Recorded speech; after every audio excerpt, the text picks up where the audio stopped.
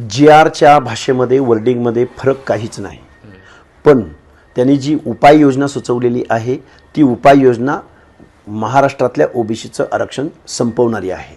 जे काही महाराष्ट्रामध्ये बोगस सर्टिफिकेट इश्यू केली जात आहेत, अगदी 25,000पासून 5 लाखापर्यंत त्याचा दर निघालेला आहे, तर त्या लोकांना या जी आरद्वारे मनोधैर्य भेटणार आहे, मनोबल भेटणार आहे आणि ओबीसीचं आरक्षण संपुष्टात येणार आहे।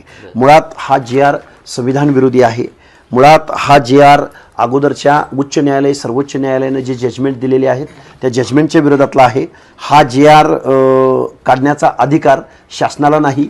मुळात जी उपसमिती निर्माण केलेली होती त्या समितीनं तटस्थ राहून काही निर्णय घेण्याऐवजी बायस निर्णय घेतलेला आहे आणि मुळात ओबीसी आरक्षण अशा एक्झर्शनद्वारे मला वाटते संपुष्टात आलेलं आहे। बघा, न्यायालयीन लढाई आहे, रस्त्यावरची लढाई आहे।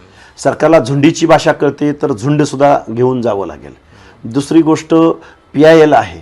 PILद्वारे इथले MPSC देणारे विद्यार्थी, रिक्रुटमेंटच्या स्पर्धा परीक्षा देणारे विद्यार्थी, वेगवेगळ्या प्रभावित संस्था, वेगवेगळ्या प्रभावित ओबीसींच्या संघटना, जातींच्या संघटना त्यांनी त्वरित एकत्रित येऊन किंवा सुमोटो पुढं जाऊन या निर्णयाच्या विरोधामध्ये गव्हर्नमेंटला म्हणजे याच्यावरती लवकरात लवकर स्टे आणणं यासाठी काम करावं लागेल आणि दुसरी रस्त्यावरची लढाई लढावी। मुळात न्यायालयाच्या निर्णयापुढं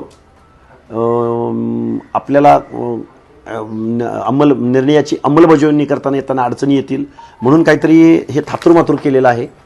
मुळात जी आर ॲज इट इज वर्डिंगमध्ये दिलेला आहे, पण त्याची जी उपाययोजना सुचवलेली आहे ग्राम महसूल अधिकारी, ग्रामपंचायत अधिकारी आणि सहाय्यक कृषी अधिकारी या लोकांना जे काही चौकशी करून त्यांना मदत करा असं जे म्हटलेलं आहे हे घटनाविरोधी आहे, आरक्षणाच्या पॉलिसीच्या विरोधी आहे। ओबीसीचं आरक्षण संपवणारं हे काही ज्या काही उपाययोजना सुचवलेल्या आहेत, शासन निर्णय घेतलेला आहे, हा तो निर्णय आहे। काही दिवसांवरती पंचायत राजच्या निवडणुका येऊन थांबलेल्या आहेत आणि या निवडणुकामध्ये सर्रास बोगस सर्टिफिकेटचा सुळसुळाट होईल आणि ओबीसी मात्र प्रतिनिधित्वापासून आणि संविधानिक अधिकारापासून कोसो मैल दूर गेलेला असेल। आता बंजाऱ्यांनी ऊस तोडायला जावं, बंजारांनी तांडा सोडू नये, वीटभट्टी किंवा पुण्या मुंबईसारख्या ठिकाणी शारीरिक श्रमाची कामं, बांधकामामध्ये वाळू वाहणं, विटा वाहणं, बांधकाम करणं, प्लास्टर करणं ती कामं करावीत। मेंढपाळांनी मेंढ्यांचा व्यवसाय करावा।